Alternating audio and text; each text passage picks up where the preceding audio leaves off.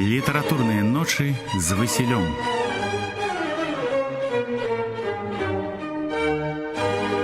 Всім прывітанне, всіх вітаю. Сёння настрой святочны, першы дзень зімы. Зіма у нас тут ужо даўно, некалькі тыдняў, і гэта цудоўны снег, все так выдатна, і ў меру холодна, я уже і перахварэць паспеў, і уже і акрыяць. Так што для мяне уже зіма ідзе, але першы дзень зімы, 1-12, і уже 7 хвілін ідзе гэтая зіма. Хай яна будзе цудоўная, хай яна будзе казачная, хай яна будзе файнай. Я тут, безумоўна, не адзін, са мною цудоўная спадарыня Алена. Вітаю вас з першымі хвілінамі зімы. Вось, тебе падабаецца зіма, скажы? Не. Чаму? Холодно, зимно. Зато можно рухаться, бегать, крутиться и быть таким легким, ёмким, вось таким же, як наш сённяшні герой. Але ще хочу сказать, что з нами файная спадарня Александра, цудоўная пані Ася за пультом гукарэжысэра, якую ўжо давно не бачу. Вот нарэшце она з нами, гэта таксама файна. У першы дзень зімы з Асей быць цудоўна.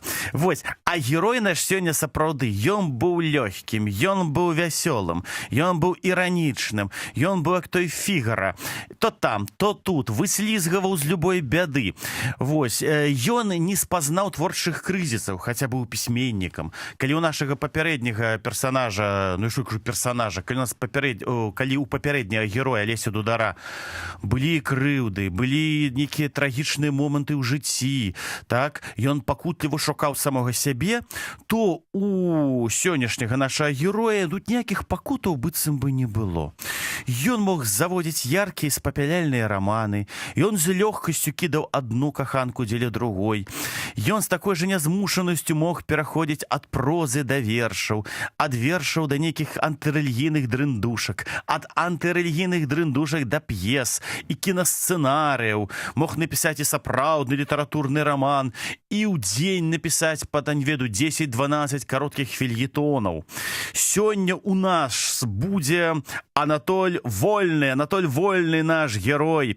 Ён адзін з заснавальнікаў, пачынальнікаў беларускай савецкай сатырычнай авантурна-прыгодніцкай прозы.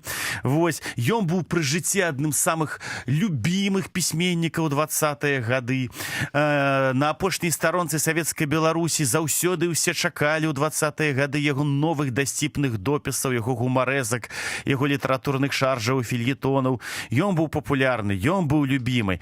І таму пачнем менавіта з такой жа вясёлай, дынамічнай, хуткаснай музыкі. Кампазітар Эрик Сера. Называецца кампазіцыя «Хуткасць» з фільма «Падземка». Калі ласка!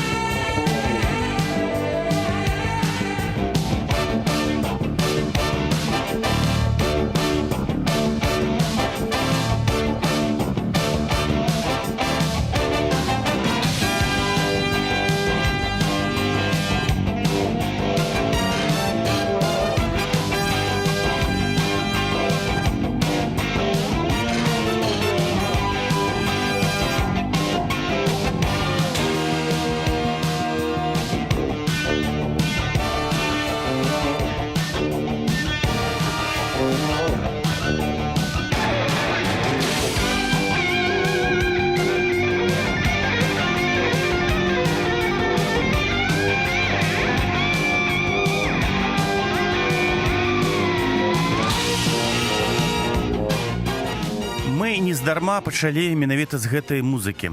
Эрик Сера – гэта знакаміты кампазітар, які супрацоўнічаў з Люкам Бессонам. А ў Люка Бессона адзін з самых лепшых, як мне здаецца, фільмаў. Гэта быў фільм «Падземка» 1985 года. Фільм быў лёгкі, фільм быў іранічны. І галоўны герой гэтага фільма, якога сыграў Крыстоф Ламбер, альбо Крыстафер Ламберт, і атрымаў за эту ролю Сезар, французскі Оскар. Галоўны герой быў такі жулікавата, абаяльны, вот такі незразумела хто. Ён заўсёды прыстасоўваўся да пэўнай сітуацыі. Ён быў крыху жулік, крыху мастак, крыху менеджер, крыху каханак. Ён заўсёды мяняўся як нейкі такі вот хамелеон і быў абаяльны пры любой сітуацыі, пры любым раскладзе. Разумееце, такім жа быў і наш герой. Такім жа быў і Анатоль Вольны. Я думаю, каб ён дажыў да 80-х гадоў, бо ён бы таксама полюбіў бы гэтыя папсова, вясёлыя, джазава, дыска, музычныя такія вось рытмы, і пад іх бы таксама б займаўся б і зарадкай бы, і новыя фельетоны б складаў бы, і шмат што яшчэ цудоўнага рабіў. Таму сёння у нас будзе музыка кампазітара Эріка Сера, такога кшталту, і вся гэта музыка была напісаная да выдатнага, моладзевага, жывога, яркага фільма «Падземка». Вось. Ну, а Анатоль Вольны быў цікавы тым, што от ввогуле ў класічнай беларускай літаратуры, як мы ведаем, часта героі на такія панурыя, сумныя, ўсё ў іх кепска. Раскіданае гнездо Янкі Купалы пачынаецца з таго, што ў галоўнага персанажа ён прайграў суд і пасля невялічкага маналогу вешаецца. Васіль з класічнага эпасу «Людзі на балоце» Івана Мележа. Ён таксама з першых проста кадраў, з першых абзацаў, і вот гэтая вось палонка псіхалагічная, што ён нічога ў яго не атрымаецца. Яна вот все звужваецца, гэта небачная пятля, так, на працягу ўсіх гэтых раманаў. Герой Міхася Стральцова таксама жывуць з адчуваннем некай такога пройгрышу. У Кузьмы Чорнага таксама гэтая туга ёсць. Не было гэтай тугі у герояў Анатоля Вольнага. Не было гэтай тугі і ў яго самога. Ён нагадаваў такога вясёлага чорціка з табакеркі. Альбо калі прыбраць такую вось тэму чарцей, то ён быў сам як такі вось вясёлы арлікін. Таму мы яго такім арлікінам і назвалі. Выдатны арлікін беларускай літаратуры Анатоль Вольны.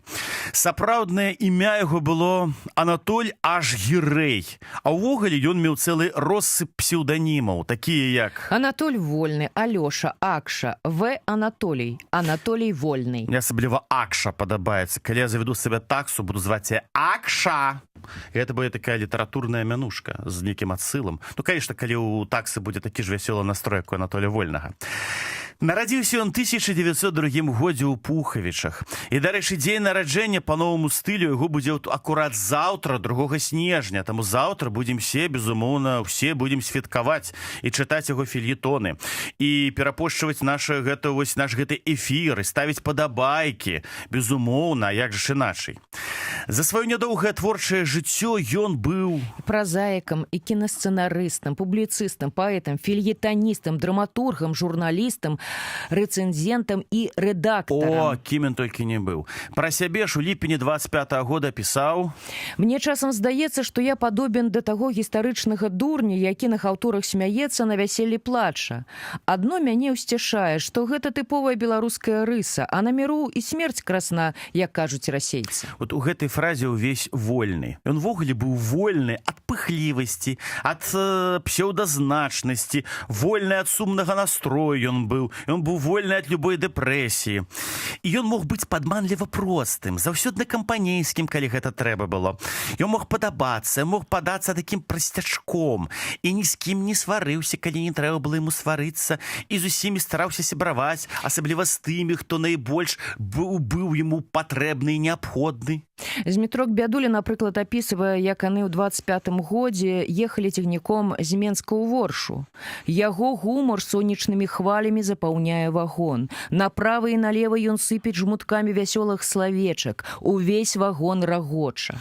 Увесь вагон, безумоўна, рагоча, а вось ужо ў 26-м годзе той самы Бядуля пісаў пра Вольнага крышку іначай, бо ў 25-м годзе і пачатку 26-га яны яшчэ былі сябрамі ў тым сэнсе, што яны яны хадзілі в одну арганізацыю «Маладняк» і супольна выступалі, а ўжо праз год, калі адбыўся расколат, мы памятаем, из «Маладняка» выйшлі узвышаўцы эстэты, а вольнага туды не ўзялі, а Бядуля быў там, ва ўзвышшы, то тады ўжо яны пачалі варагаваць, і тады ўжо Бядуля у сваёй гістарычнай аповесці «Салавей» вывеў нашага героя пад выглядам шляхціца Вольскага і даў яму такую характарыстыку.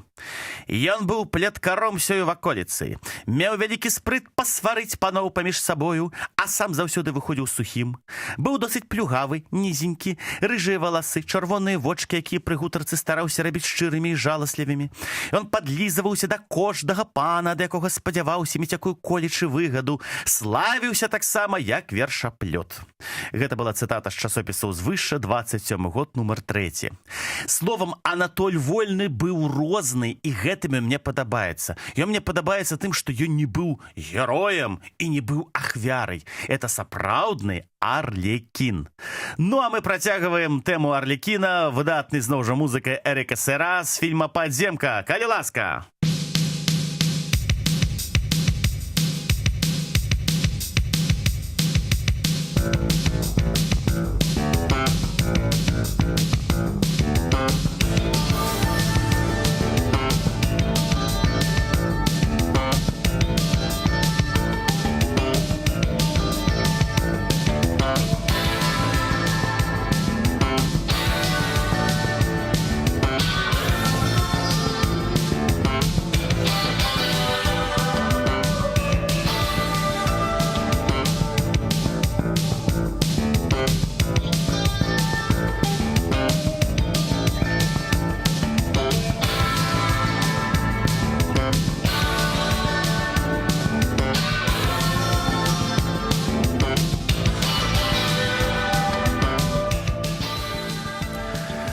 Вучыўся наш герой у гімназіі, у гімназіі ў горадзе Ігумен. Вось, скончыў яе ў 10-х гадах, а затым у 1920-21 служыў добраахвотнікам у Чырвонай арміі, удзельнічаў у баях з легіянерамі. Пасля дэмабілізацыі працаваў у ЦК камсамоле, рэдагаваў газету «Юны пахаць». З 24-го года газета называлася «Малды араты». Вучыўся ў Беларускім дзяржаўным універсітэце. Перад тым, як ён стаў адным з актыўных удзельнікаў літаратурна-мастацкага руху ў Беларусі, Анатоль Вольны быў далёкі ад беларускай культуры. Гэта так, это быў, дарэчы, унікальным, быў абсалютна рускамоўным. Калі Міхась Шароты, Алесь Дудар і ўсе іншыя нашы пісьменнікі ад вёскі, ад мамы, ад таты, яны як бы ўсё-такі гаварылі па-беларуску, то наш герой быў абсалютна расейскамоўным. Але з 1923 году ён зразумеў, што трэба мяняцца. У нашага героя заўсёды была цудоўная інтуіцыя. Наступіла беларусізацыя, утварыўся інстытут беларускай культуры. А разам з ім таксама актыўна працаваў галоўны сталічны беларускі дзяржаўны тэатр пад кіраўніцтвам Міровіча.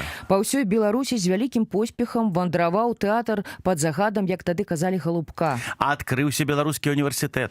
Актыўна адчыняліся беларускія школы. Так, выходзілі кнігі ў выдавецтве,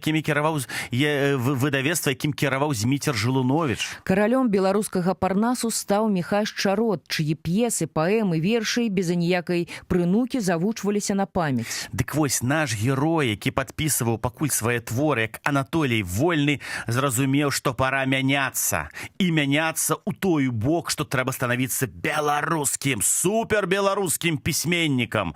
Мало таго, у яго выдатна праяўляліся і арганізатарскія ноткі.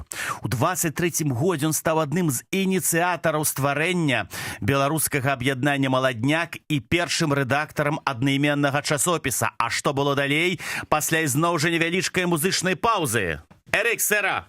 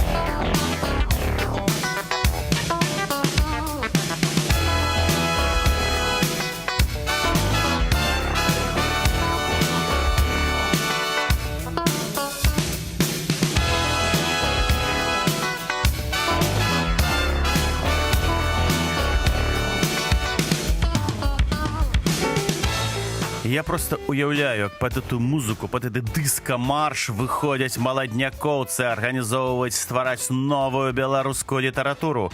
Яны ўпэўненыя, яны вясёлыя, яны файныя.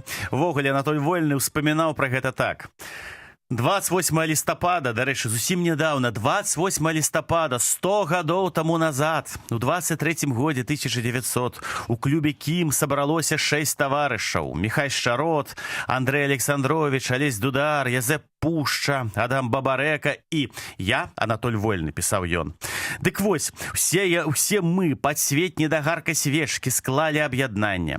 Пасля гэтага на сходы маладняка, які адбываліся ў гасцепрыёмным пакоіку Савецкай Беларусі, пачалі зыходзіцца ўсё новыя і новыя маладнякоўцы. У першых шэрагах былі Паўлюк Трус, Алесь Якімовіч, Яўгенія Плямбаум, Нечыпар Чарнушевіч, Кузьма Чорны, Алесь Гурло, Змітрок Бядуля.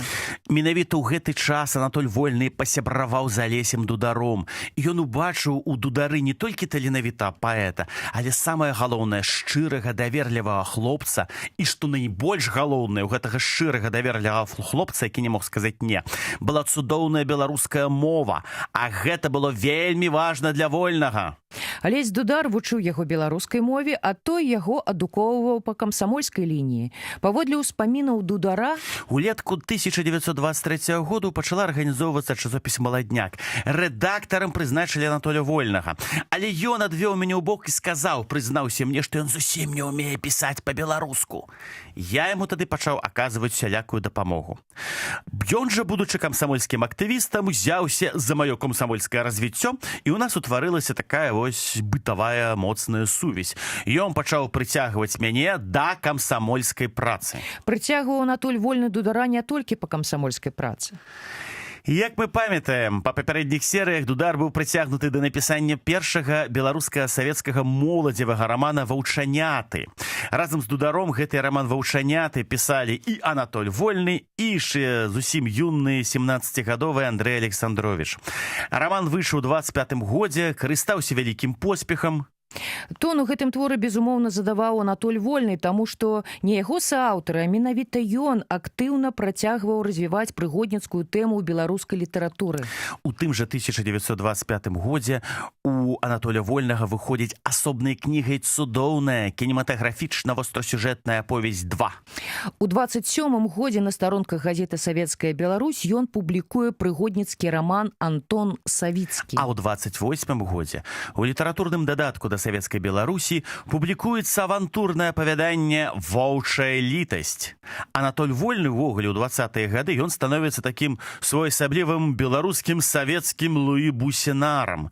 Але заспакойвацца толькі на гэтым ён не хацеў. Паралельна з гэтым папулярным прыгодніцкімі творамі Анатоль Вольны пад псеўданімам Алёша пачынае актыўна публікаваць свае гумарэскі і фельетоны. Так, наш герой становіцца першым на Беларусі яркім, вострым, цікавым, любімым публікай гумарыстам, праўда, не заўсёды аб'ектыўным і часта мог таго-сяго пакрыўдзіць. У адным з фельетонаў кпіў з граматыкі Язэпа Лёсіка. Так, знакаміты мовазнаўца Язэп Лёсік, ніхто не смеў супраць яго і слова сказаць, а наш герой піша. Вось паехалі галоўныя працаўнікі па вёсках. Далі ім кніг на дарогу, а сярод кніг і граматыку Лёсіка. Я нічога не маю проці Лёсіка. Ён хоць і з лысінай, але разумны чалавек. Але чаму далі граматыку Лёсіка? Можа, на тое, каб у доўгія вясковыя вечары таварышы, паехаўшыя на вёскі, чыталі сялянам лірычныя адрыўкі з граматыкі Лёсіка? Праўда, можа, далі Лёсіка за тым, каб паехаўшы навучыліся пісаць па-беларуску. Дык тады трэба было б вучыць і чытаць, тады трэба было б акрамя граматыкі Лёсіка яшчэ што-небудзь іншае даць чытаць, бо беларуская літаратура гэта ж не такая ўжо і бедная, каб акрамя граматыкі Лёсіка ды арытметыкі Круталевіча нічога больш і не знайсці, пісаў наш герой 20 лютага на старонках Савецкай Беларусі ў 25-м годзе. У іншым філетоне нападае на гісторыю беларускай літаратуры Максіма Гарэцкага. Што яму зрабіў Максім Гарэцкі? От невядома, трэба будзе ў літаратуразнаўцы Віктара Жыбаля запытаць. Дык вось што пісаў пра гісторыю беларускай літаратуры наш герой. Гэта што, рашыў Гарэцкі, пісаць там якія-небудзь камедыі, сатыры, на гэта кожны гоголь здольны. Не, ты вось дай камедыю гісторыі літаратуры, у навуковых доследах. Што пісаць глупства ў апавяданнях ці вершах, на гэта кожны здольны? Не, ты паспрабуй напісаць глупства ў навуковых доследах. Это, кажучы, орыгінальнае навуковае глупства. Вось так, вось гэта па-нашаму. Рашыў Гарэцкі і засеў пісаць кнігу «Гісторыя беларускай літаратуры».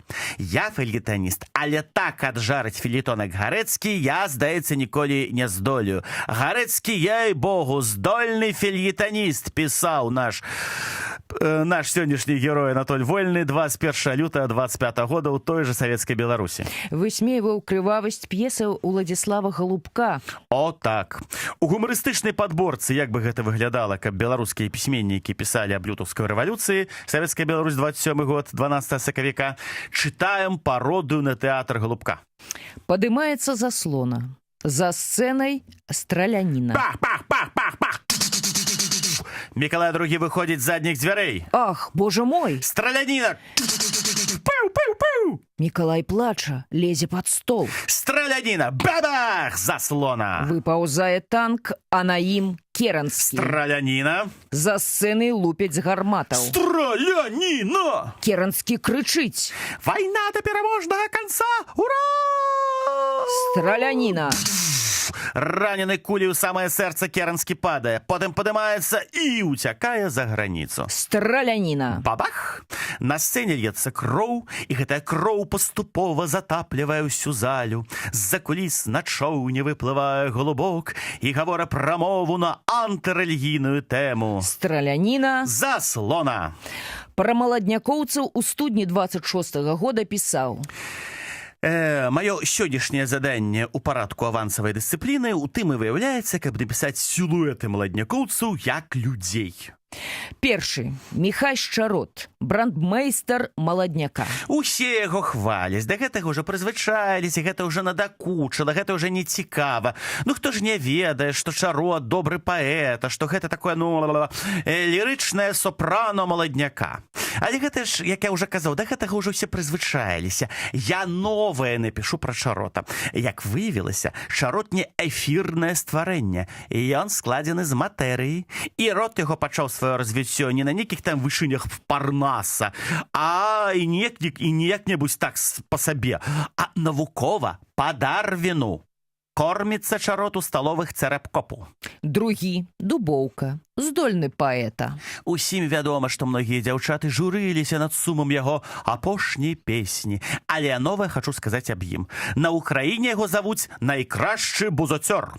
Дубоўка цяпер у Маскве на правах прыват-дацэнта, папаўняючага свае знання. Наогул яго маёмасць дае яму самыя шырокія магчымасці прасоўвацца з гораду ў горад без насільшчыкаў, чым ён сумленна і карыстаецца не менш чым раз у месяц. Язэп Пушча. Надзвычайна шчыры хлапец. О, так. Я, напрыклад, ведаю толькі адзін выпадак, калі ён схлусіў. Гэта было тады, калі ён абвясціў пароста ў сялянскія хаты і што ён не сёння дык заўтра скіне шаўро і ангельскую світку, сёння ніяк не хоча скінуць. Алесь Дудар. Рэвалюцыянер з пялёнак. Над нашаю калыскую нясумны матчын спеў. Вось, які ўспаміны яшчэ жывы свежымі узорамі ў Алеся Дудара. У рэдакцыю ходзіць сам. Вершы яшчэ ў калысцы пачаў пісаць, ну а што ж будзе, як падрасце крыху? Андрей Александрович. У интимном житте, кажа Михаил Зарецкий, Александрович голос имеет не особенно сильный, но довольно противный. Наместник брендмайстра по маладняку. И тут трэба дадаць, што ў гэты перыяд наш герой Анатоль Вольны быў вельмі моцна пасвараны з Александровичам. Таму такая была нотка негатыву пра гэтага цудоўнага паэта-урбаніста. Ну а зараз мы перайдзем да іншых фельетонаў Анатоля Вольнага, але перад гэтым зноў жа невялічкая музычная пауза ад кампазітара Эрыка Сера з фільма «Падземка».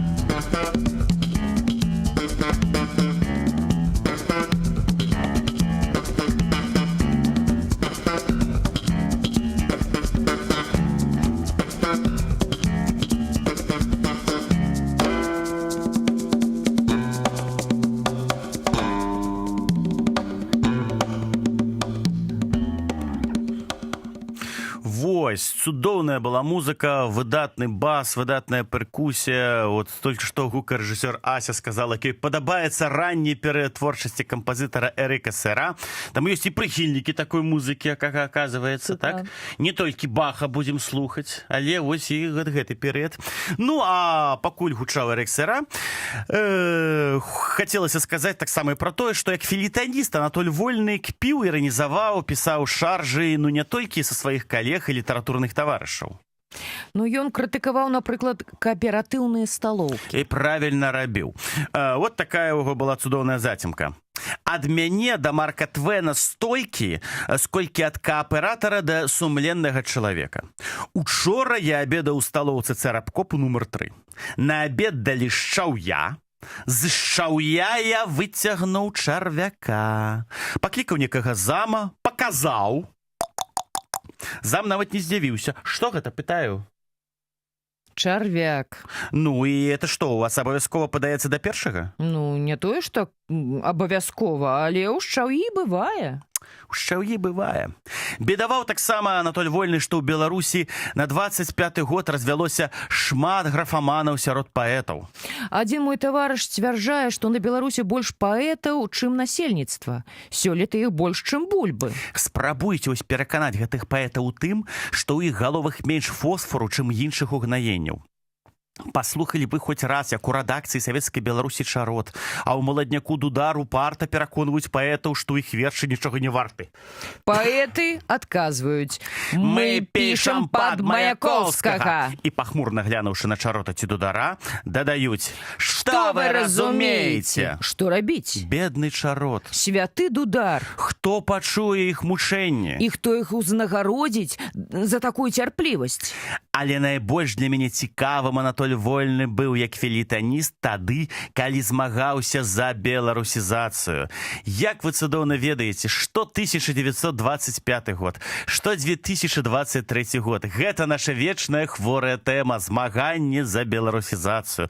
Змаганне за тое, каб мы, хаця б тыя, хто адчуваюць, што мы ёсць беларусы, каб мы тварылі па-беларуску, каб мы пісалі пасты ў Фейсбуку па-беларуску, каб мы выкладалі па-беларуску, каб мы фільмы і серыялы здымалі по-беларуску, а не на этой трасянцы проклятай, так?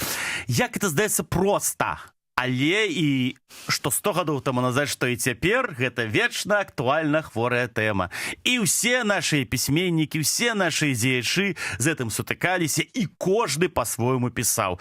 Як пра гэта пісаў Анатоль Вольны, як ён іранічна кпіў з тых упартых беларусаў, якія ну ніяк не хочуць ператварацца, станавіцца нацыянальна свядомымі, мы даведаемся зноў жа пасля невялічкага музычнага ўрыўку ад Эрика Сера.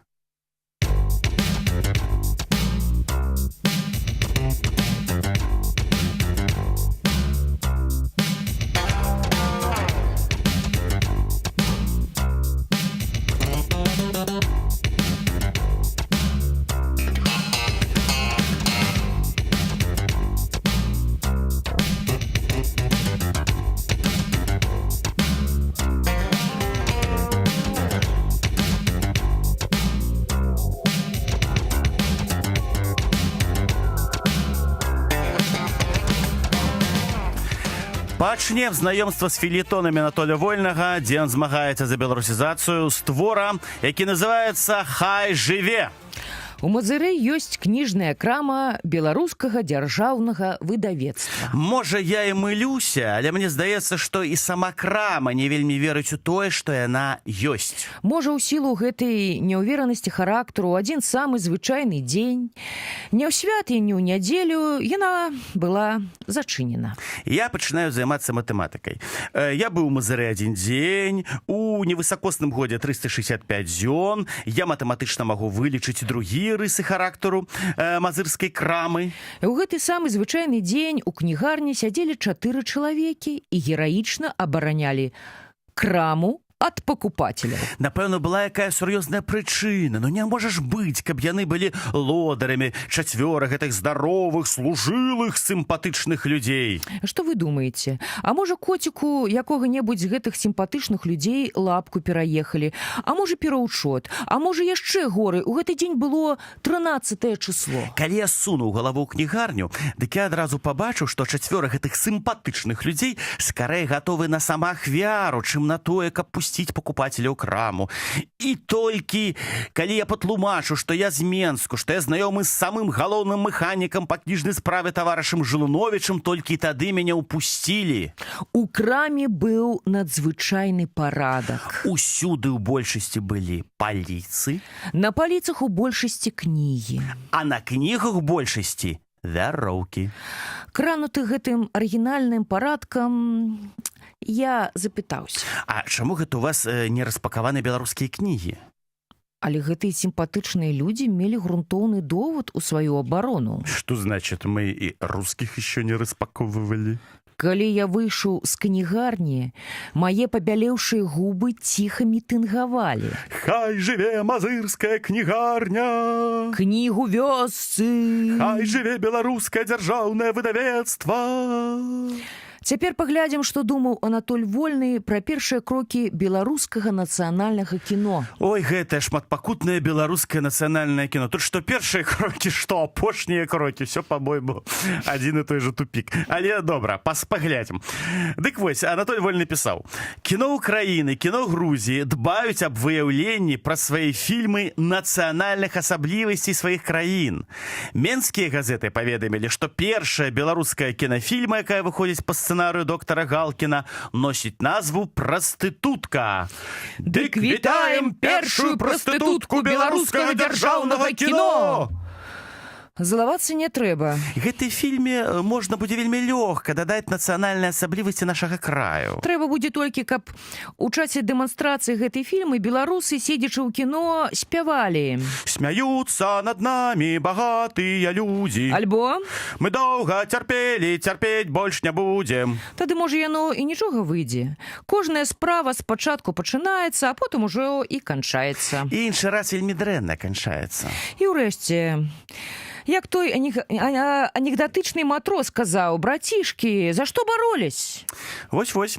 Пісаў Анатоль Вольны пра беларускіх студэнтаў, да іх любоў да беларускай мовы. А ўжо пісаў аб тым, што студэнты, практыканты нашых вузаў у беларускіх школах гавораць выключна па-расейску. Я яшчэ тады пісаў, што ў гэтым пытанні я дапамагчы ніяк не магу, бо не ад мяне ўсё гэтае залежыць. З-за таго ж, ад каго гэта залежыць, мяне не назначаюць, а самому мне, я ж казаў, набівацца неяк нязручна. Тады я нават бараніў студэнтаў. Я тады казаў, што яны, студэнты, напэўна, без злога намеру гавораць па-расейску, а не іначай з тае прычыны, што, не ведаюць беларускай мовы. А яно ў жыцці, як выяўляецца, зусім з гэтай прычыны студэнты не гавораць па-беларуску.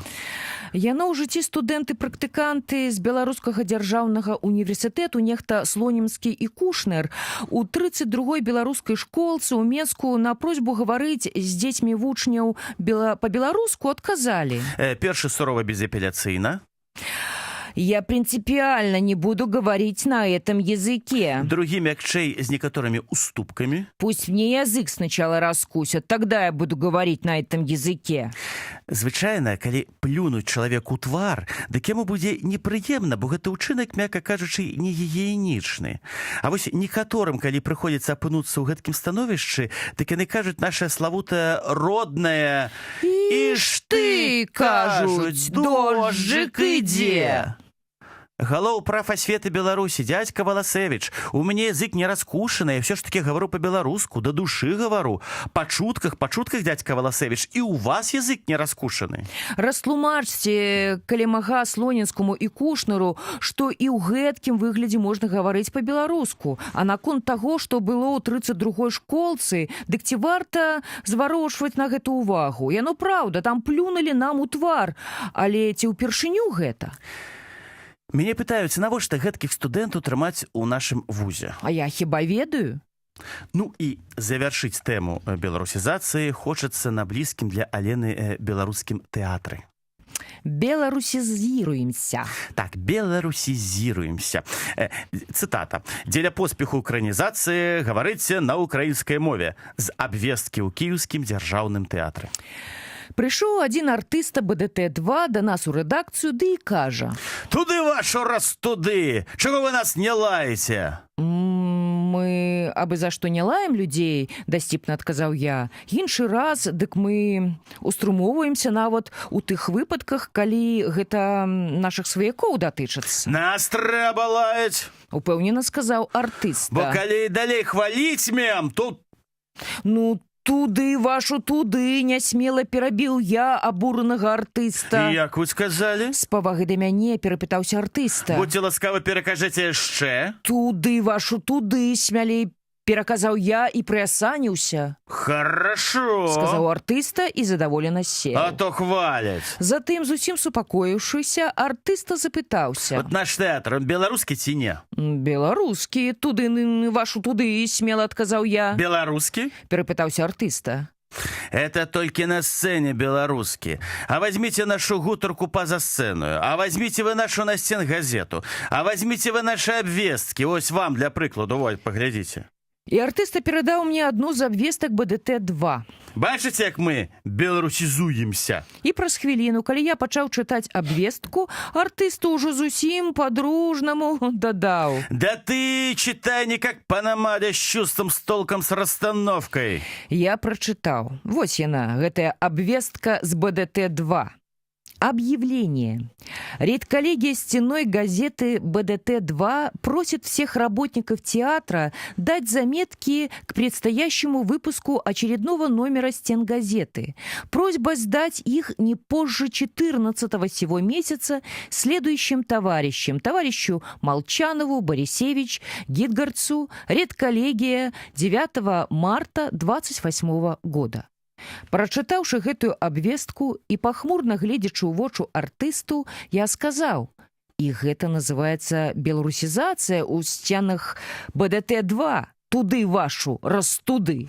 Ось гэта я разумею, то хваляць. Сказаў артыста, павесялеўшы, і выйшаў з рэдакцыі. О так, это вечная праблема.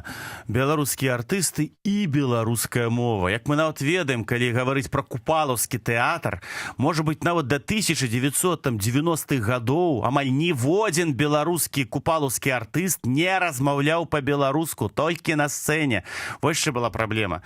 І працэс гэты вось абеларушывання нашага артыста пачаўся ў 90-е, а больш актыўна пачаў развівацца толькі вось апошнія, не ведаю, там 5-10 гадоў і ўсё. Так што ізноў гэта ўсё вельмі актуальна. Ну а ў нас зноў крышачку музыкі Эрика Сера, калі ласка.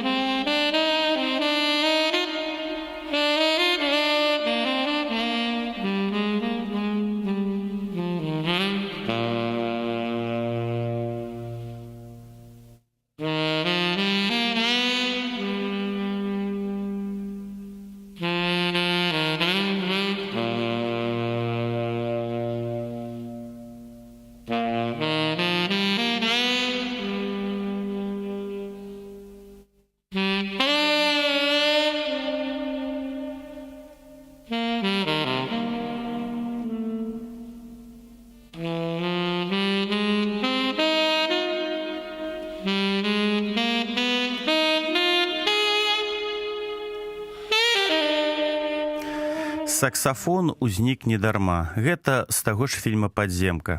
«Падземка» пачынаўся як такое некае постмадэрновае вясёлае перасэнсаванне фільма Гадара «На апошнім дыханні», пра такога лёгкага авантурыста злодзея, якога свая каханая, які з лёгкасцю уцякае ад паліцыі, ад іншых бандытаў, і такі ён весь па-эстраднаму файны. Але фільм завяршаецца дастаткова самотна. Герой як бы гіне. І Вольны таксама ўжо бліжэй да 30-го года адчувае, што штосьці мяняецца, адчувае, што ўжо мінуў час бесклапотных фельетонаў, мінуў час таго, калі можна смяяцца і са сваіх там старэйшых таварышаў, і змагацца актыўна за тую ж самую беларусізацыю, і падтрымліваць тое, у што ты рэальна верыш. Наступае 30-й год, а 30-й год, як мы ведаем, гэта першая хваля рэпрэсій, гэта першыя ўжо сур'ёзныя арышты, гэта час, калі ўжо не да жартаў. Анатоль Вольны яшчэ працягвае пісаць нейкія свае такія вот цікавыя гумарэскі, але ён уже разумее, што трэба мяняцца. Ввогуле, калі завяршыць фельетонную тэму, то у яго выйшла дзве кнігі. У 27-м годзе адну ён назваў «Алёша», і там былі акурат тыя фельетоны, якія вы чулі, а другая «Людзі суседзі» выйшла у такім уже не вельмі гумарыстычны час, 32-й год. Гэта паміж першай хваляй рэпрэсій 30-го года і другой 33-го года. З 28-го Анатоль Вольны пачынае зноў ж таксама мяняцца. Ён, той пісьменнік, той аўтар, той фельетаніст, які смяяўся з беларускае кіно, ён сам становіцца кінематаграфістам. Ён актыўна пачынае пісаць кінасцэнарыі. І першы яго твор, гэта быў сцэнарый паводле ягонай ужо уласнай аповесці «Атаман Аса», які выйшаў пракат пад назвай «Хвоі шумяць». Это быў такі сапраўдны баевік. У далейшым быў аўтарам кінасцэнарыяў да такіх папулярных фільмаў, як «Гатэль з савой» у 30-м годзе, «У агні народжаная» таксама ў 30-м, «Сонечны паход» у 31-м, «Новая радзіма» ў 35-м ды іншыя. У 1935 годзе выйшла кінааповесць «60-я паралель». А калі ж пачаліся рэпрэсіі, Анатоль Вольны ізноў памкнуўся змяніцца, бо ён зразумеў, што былыя сябры, якія цяпер арыштаваныя, яны зноў павінны стаць героямі яго новых фельетонаў, але ўжо са знакам мінус. І Вольны вось што пісаў. Гэтыя пісьменнікі самыя няшчасныя, бо, будучы славутымі ў 28-м годзе, яны ў 32-м з'яўляюцца літаратурнымі нябожчыкамі, якія яшчэ пры жыцці самі сабе старанна падрыхтавалі пахаванне па 4-му разраду, а іменно па таму самому разраду, калі сам нябожчык нясе сваю труну. Гэта не зберагло і самога Анатоля Вольнага. Як таксама не дапамагло званне заслужанага дзеяча мастацтва ў БССР у 35-м годзе. Ён быў арыштаваны 4 лістапада 1936 года ў Менску па адрасе вуліца Максіма Горкага, дом 4, кватэра 6. Праз яго паказанні быў паўторна арыштаваны знакаміты пісьменнік-сатырык, аўтар выдатнага твора «Запіскі Самсона Самасуя», узвышанец А. Мрый. У лісце другу працоўных Іосіфу Вісарыёнавічу Сталіну Мрый пісаў: У кастрычніку 36-го года былы беларускі фельетаніст Анатоль Вольны, які некалі не даваў мне спакою за Самсона Самасуя, але зусім незнаёмы са мною ў бытавым і грамадскім жыцці, быў арыштаваны і прызнаўся, што ён узначальваў контррэвалюцыйную арганізацыю. Вольны пералічыў членаў гэтай арганізацыі і ў самым хвасце прышпіліў прозвішча Шашалевіч, маё сапраўднае прозвішча. Ні імя па бацьку не адзначана там было. Няўжо гэтым рэестрам членам Хеўры Вольнага мая прыналежнасць да контррэвалюцыйнай арганізацыі даказана. Інтрыгамі Вольнага і Дударая выкраслены быў са спісу грамадска-карысных пісьменнікаў. Тут трэба дадаць, што і Дудар пад псеўданімам Тодар Глыбоцкі з канца 20-х гадоў таксама актыўна выступаў супраць узвышаўцаў і ў тым ліку супраць Мрыя, які быў сябрам арганізацыі «Узвышша». І таму тут, у гэтым лісце, Мрый, конечно, з вялікай крыўдай піша пра нашых герояў, пра Дудара і пра Анатоля Вольнага. Сам жа Анатоль Вольны быў асуджаны пазасудовым органам НКУС 28 кастрычніка 1937 года як член контррэвалюцыйнай арганізацыі да вышэйшай меры пакарання з канфіскацыяй маёмасці, расстраляны ў Менску, рэабілітаваны ваеннай калегіяй Вярхоўнага суда СССР 3 снежня 1957 года. І да гэтага часу ніводзін з яго твораў не перавыдадзены, а яго імя, як я ўжо казаў, забытае для шырокага кола чытача. І гэта вельмі, конечно, шкада, потому что гэты, па словах Змітрака Бядулі, шумлівы, жарсны, непастаянны ў адносінах, бо яго былі раманы з рэвалюцыянеркай Верай Харужай і з жонкай Міхася Шарота Ганнай, якая сыграла галоўную ролю ў фільме «Хвоі гамоняць», «Хвоі шумяць». Гэты хітры, гэты нервовы, са своеасаблівым пачуццём гумару пісьменнік, ён варты таго, каб яго імя вярнулася ў нашу літаратуру. Ён варты таго, каб па яго творах здымалі сёння новыя фільмы, ставіліся спектаклі, выходзілі новыя нейкія выданні, звязаныя з ім. Зноў жа, калі і ў Міхася Шарота за савецкім часам выходзілі кнігі, і ў Дудара было некалькі кніг, амаль што ў кожнага Анатоля Вольнага забылі. Трэба, каб мы пра яго спомнілі. Трэба яго ведаць. Таму што ў нас не так шмат у нашай літаратуры ёсць пісьменнікаў, такіх лёгкіх, такіх іранічных, такіх вясёлых і такіх, незвычайных, кажучы мовы сённяшніх падлеткаў, як бы незагрузных. Это таксама вельмі важна. Это вельмі важны пласт беларускай літаратуры, які ў нас вельмі слаба развіты і па сёння. Мы і па сёння такія занадта сур'ёзныя, мы і па сёння занадта такія ўсе нейкія манументальныя. Трэба гэты манументалізм разбіваць. І трэба вучыцца у Анатоля Вольнага этаму сонечнаму ўспрыняццю рэчаіснасці. Ну, а мы на сёння развітваемся з вами. Для вас працавала цудоўная спадарыня Алена. Дабранач. Файная спадарыня Александра. Цудоўная спадарыня Ася, для якой сёння, спадзяюся, сапраўднае свята, бо гучыць і дыска, і джаз, РХР, так? І мы завяршым зараз таксама зноў жа цэлай песняй. Это будзе фінальная песня з фільма «Падземка». У герою у нас тут невялікі жаль, Анатоль Вольны загінуў. І ў фільме «Падземка» гэты легкадумны, гэты такі падманліва просты герой Ламбарта таксама ў канцы гіне. Ён паспявае зрабіць важную справу. Ён паспявае стварыць нейкі унікальны гурт, ён паспявае даць гэтаму гурту пляцоўку на той жа «Падземцы», каб яны выступілі, і каб гэты выступ быў паспяховы, каб яны заявілі пра сябе. А яго самога падчас гэтай радасці, рок-канцэртнай дыскавай радасці, яго забіваюць. Ён ляжыць на падлозе, але ў яго вясёлая усмешка. Ён рады, што пасля сябе штосьці пакінуў. Анатоль Вольны пасля сябе таксама пакінуў. Пакінуў цудоўныя фельетоны, пакінуў выдатную прозу, пакінуў вершы, пакінуў шмат што. Это нам не трэба быць лянівымі, а трэба чытаць яго і радавацца таму, што у нас быў такі цудоўны пісьменнік. Слухаем РХР. Да пабачэння, да наступнага чацвярга.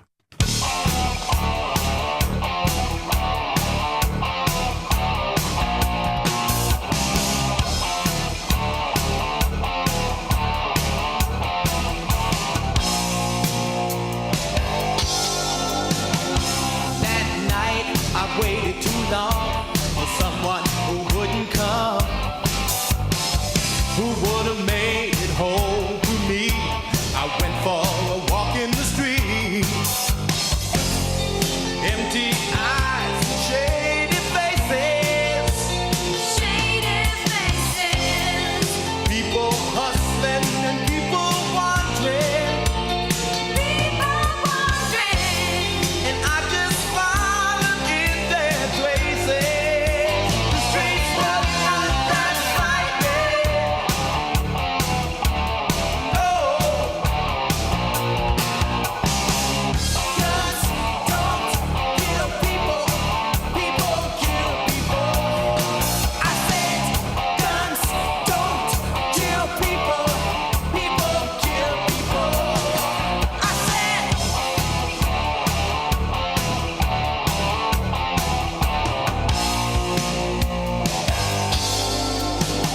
I left it all to the mob that led me to a noisy cafe.